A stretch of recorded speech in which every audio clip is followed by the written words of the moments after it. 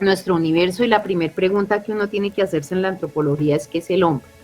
Esta pregunta se puede responder de muchos modos, ¿cierto? Y uno dice, no, pues es la creación suprema de Dios, es lo máximo, y esa es una linda definición, ¿cierto? En la que somos su imagen, eso lo sabemos como creyentes. Pero no vale solo hacer una definición de lo que es el hombre desde el punto de vista espiritual y de la creación, sino que en general la antropología va a mirar una definición mucho más incluyente en el sentido de tomar toda la parte física, lo que es, o sea, tratar de definir al hombre y definirse a sí mismo ha sido todo un reto desde la antigüedad, lo sigue siendo, y de hecho una carrera que se arma en antropología es precisamente para tratar de definir al hombre, porque todos peleando qué somos y qué no somos. Y dependiendo de la rama de estudio de cada quien, pues cada quien, como dicen, tira para su lado para tratar de explicar quién es el hombre, ¿cierto? Hace su propia aproximación cada uno para tratar de definir qué es el hombre o quién es el hombre. Ahora, si nos vamos al texto bíblico, el Salmo 8, en su versículo 3 al 4, dice, cuando contemplo tus cielos, obra de tus dedos. Y lo primero que vamos a enfatizar durante todo este tiempo es que cuando el lenguaje bíblico nos hace referencia a los cielos, entonces debemos dejar de ser a veces un poquito poéticos, aquí hace clara referencia al universo. Entonces le damos el versículo como realmente es en su contexto. Cuando contemplo el universo, obra de tus dedos, la luna y las estrellas que allí fijaste. Entonces, ¿sí ve por qué hablamos del universo? Porque la luna y las estrellas están en el universo, ¿sí? Entonces, cuando contemplo el universo y me pregunto qué es el hombre, decía, ay, el hombre es lo máximo, pero si lo comparo frente al universo, uno dice, por tamaño no es nada, sino más este planeta, que es hermoso, es espectacular, está en una partecita de lo más escondida, es una mota de polvo en medio de la Vía Láctea. Y la Vía Láctea apenas es una de esas pequeñas galaxias que está allí, y puede haber muchísimo más, no sabemos ni lo inmenso que es. Entonces, si todo el planeta es pequeñito, es como una borona, ¿qué será el hombre? Entonces dice uno, ¿qué es el hombre para que en él pienses, y qué es el ser humano para que lo tomes en cuenta? No es nada. O sea, a la vez, ¿cierto? Puede ser grande, a la vez pequeño, pero de verdad que la grandeza de Dios sí es impresionante para que de todas formas nos tuviera en cuenta. Al tratar de definir al hombre salen incluso autores como Blas Pascal, que nos dan unas definiciones como estas. Mire esta definición. ¿Qué quimera es pues el hombre? ¿Qué quimera? No sé si sepan qué es una quimera. Una quimera tiene muchas interpretaciones, muchos lo toman como algo falso, como algo que no existe, algo poético, pero empezamos aquí a aprender algunos de los términos. En genética, una quimera es tener un animal, eso no es tan viable a menos que sea por ingeniería genética, en el cual yo tengo dos genomas diferentes y los uno, y están en uno solo. Entonces, si yo tuviera un pescado y lo uno al genoma de una mujer, tengo una sirena. Entonces, eso sería unir esas dos genéticas. Eso es una quimera. Los minotauros que nos decían, es como tratar de yo unir un hombre y un toro. Por eso muchos decían, no, la quimera es una falsedad, ¿no? Ese concepto de quimera genética existe y es algún tipo de simbiosis que se hace al tener casi que dos organismos que aparentemente son muy diferentes, y unirlos. Y mire, entonces ya con ese concepto, el primero que aprende usted el día de hoy es que es una quimera. Dice que el hombre es una quimera, o sea, Blas Pascal, ya hablando a nivel filosófico, nos va a decir que qué quimera es pues el hombre, ¿cierto? Qué cosa absolutamente inaudita. ¿Inauditos? Sí, el hombre puede llegar a ser totalmente inaudito. ¿Qué monstruos? Uy, dice uno, monstruos, pero ¿cómo se atreve a decirnos Blas Pascal que somos monstruos? Y resulta que sí, el hombre puede llegar a cometer monstruosidades.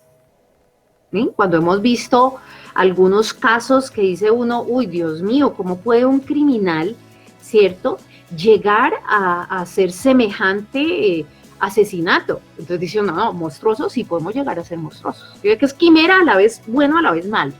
¿Qué motivo de contradicción? ¿Contradictorios? Imagínense, y nosotras las mujeres que no, me voy a poner este saco, no, mejor con el otro, y no, y ya uno ni sabe, ¿cierto? Entonces somos contradictorios, pero a la vez prodigiosos. Uy, qué prodigio, el hombre a veces nos sorprende con todos los prodigios que hace. Juez de todas las cosas, claro que somos jueces, ya más de uno está dirando, uy, María el Pilar dijo esto, no sé qué, ya estamos juzgando, ¿cierto? Es juez de todas las cosas. Ay, esta duele. Imbécil gusano de tierra. Dice uno, uy, Blas, ¿qué pasó? ¿Un imbécil gusano de tierra? Pero si analizamos todo lo que puede llegar a ser el hombre, dice uno, sí, a veces sí. Depositario de la verdad. Hay momentos que el hombre dice la verdad. Pero también es una cloaca de incertidumbre y error. O sea, a veces incertidumbre no sabe, a veces falla, pero a la vez es, esta última frase me encanta, gloria y oprobio del universo. Gloria y oprobio del universo, diseñados por Dios para que fuéramos la gloria, pero nosotros tomamos una decisión y entonces también tenemos esa huella allí. Entonces, gloria y oprobio del universo. Definir al hombre es bien complejo. ¿Cuántos hombres hay? Tratan de definirse, por eso han desarrollado tantas áreas en las que empezaron a tratar de ver cómo es este hombre, ¿cierto? Además, el hombre es el único ser que se pregunta por el sentido de su existencia. Sí, los animales son muy lindos, tienen cierta emotividad, pero por más emotividad que tenga un animal, nunca lo vemos sentado cuestionándose qué será de mi mañana, qué será de mi futuro. No, el animal no, ¿cierto? El hombre es el que se cuestiona y ante el laberinto de las posibilidades, ¿cierto? Entonces él se da cuenta que hay cierta insignificancia frente al mundo, porque a la hora del té es pequeño, no lo puede abarcar todo. Pero al fin, y mira también el universo, y dice, no, el universo es inmenso, pero a la hora del té soy tan único, soy el único ser que puede pensar, que puede desarrollar de una forma la tecnología, las cosas, y entonces él busca siempre su identidad. ¿Y para dónde voy? El sentido de la existencia. Es precisamente esa búsqueda del sentido de la existencia que le ha llevado a tratar de definirse. Y para tratar de definirse, pues lo primero que uno quiere decir es ¿para dónde voy? Pues primero, ¿de dónde vengo? ¿Sí? Si quiero saber para dónde voy, dónde nos estamos dirigiendo como humanidad, pues el primer ejercicio es devolvernos y decir de dónde venimos, de dónde venimos. Y entonces desde la antigüedad el hombre ha estado estudiando cómo mirar de dónde venimos, de dónde viene, ¿cierto?, este hombre. Y todas las ciencias como tal, ¿cierto?, se han venido desarrollando precisamente por ese intento del hombre de conocer lo que le rodea, cómo está, manejarlo, trabajarlo. Toda ciencia como tal va a tener siempre también un objeto de estudio. En este caso, por ejemplo, les voy a poner un ejemplo, un gato. Así nunca hubiésemos visto un gato, ¿cierto? Nunca. O sea, no tenemos ese referente, es la primera vez que vemos este animal. Cuando nosotros hacemos una observación, empezamos a poder describir algunas de esas características, ¿cierto? Y podríamos llegar a conocer, pero el problema, ¿cierto? Entonces yo tengo unos objetos de estudio y cada ciencia va a tener un objeto de estudio, ¿sí? Las áreas de la biología tienen específicamente algunos objetos de estudio. Si es la geología, debo estudiar piedras, rocas y demás, esos son sus objetos de estudio. El problemita, a diferencia de las otras ciencias, el gran problema que tenemos al estudiar al hombre es que además, uno, es una realidad compleja de estudiar y a la vez esto es lo único que se da en la naturaleza y en todo lado, que a la vez el objeto es el mismo sujeto de estudio, o sea, objeto y sujeto de estudio a la vez. Subrayado, comillas, rojito. ¿Cuál es el problema más grande a la hora de estudiar el hombre? Que él es a la vez objeto y sujeto de estudio. Entonces, ahí el tema de que cuando es un sujeto, ¿cierto? Los sujetos siempre opinamos, siempre tenemos diferentes posturas. Aquí no me gustó esta, a mí la otra. Entonces, hay muchas corrientes tratando de definir lo mismo. Si para cualquier otra ciencia a veces es difícil llegar a un consenso, con más veras cuando hablamos del hombre, cuando se habla de la psicología del hombre, cuando se habla de la historia del hombre. En estos tiempos, unos van para un lado, otros para el otro, a mí me parece que esto es conspiración, al otro no le parece, o sea, el hombre es complejo, ¿cierto? Y tratar de definir al hombre, pues eso le ha llevado muchos siglos tratando de hacerlo. ¿Mm? Mas, sin embargo, como toda ciencia, se tuvo que empezar a desarrollar y también empezar a limitar partes del estudio y decir, bueno, hay cosas que definitivamente como antropología no nos podemos dedicar y ya hay otras ramas que podrán tratarla, ¿sí? Porque el hombre también podríamos decir que es definirme cómo soy biológicamente. Tengo, ¿cierto?, 4 extremidades, no sé qué. Bueno, pero para eso está la medicina.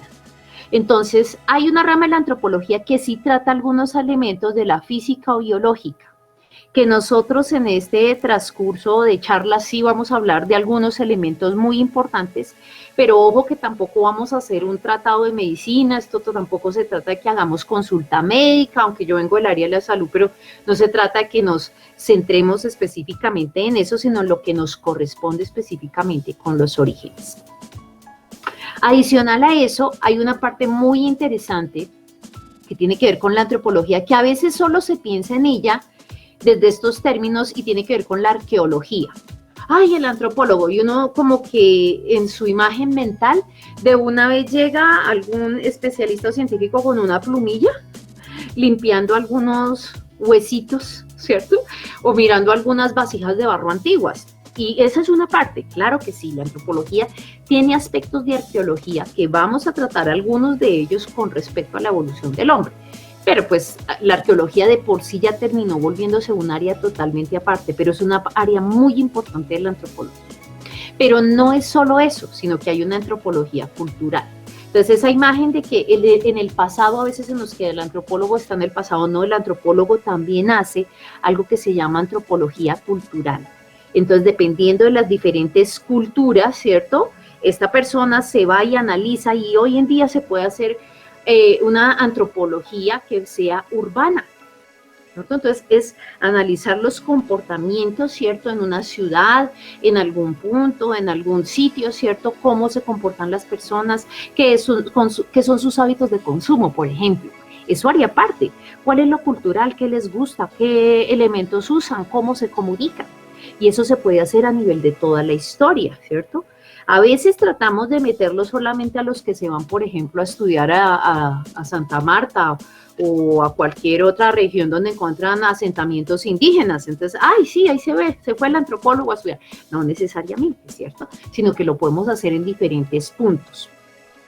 En todo este desarrollo de temas no nos vamos a dedicar mucho a esta parte de la antropología cultural porque nos vamos a centrar al tema de los orígenes, pero esto llevaría, ¿cierto?, que si quisiéramos hacer todo un estudio antropológico, pues tendríamos que tener en cuenta estos elementos. Lo mismo la lingüística antropológica, la parte del lenguaje, pero en este caso, ustedes pues va a tener otra materia que tiene que ver con eso y específicamente en este caso, pues tiene que ver es con el desarrollo del hombre. Solamente nos enfocaremos en la posibilidad del habla, ¿cierto? Que si hubo evolución o no en eso sí trataremos en este aspecto. Y obviamente la antropología tiene una parte forense, porque pues si tenemos fósiles y si tenemos una parte cultural, arqueológica, necesariamente hay una parte forense. Incluiría mucho más, ¿cierto? Pero nosotros en este estudio nos vamos a limitar no a todas esas áreas, sino a las que corresponden específicamente a los orígenes del hombre. Y en este tema y en los que vienen es muy importante recordar lo que dice Deuteronomio 29:29 en su parte A. Este es un versículo que siempre lo vamos a tener en mente y es que lo secreto le pertenece al Señor nuestro Dios, pero lo revelado nos pertenece a nosotros, ¿sí? O sea, no nos las va a revelar, le pertenecen a Él, por eso es Dios. Pero hay cosas que sí nos ha dicho, a ver, haga ciencia, le pertenece a usted hacerlo. Entonces, lo que nos pertenece a nosotros y podemos indagar, de eso vamos a hablar. Lo otro, pues no podemos, ¿cierto? Ya será Él el que nos lo diga.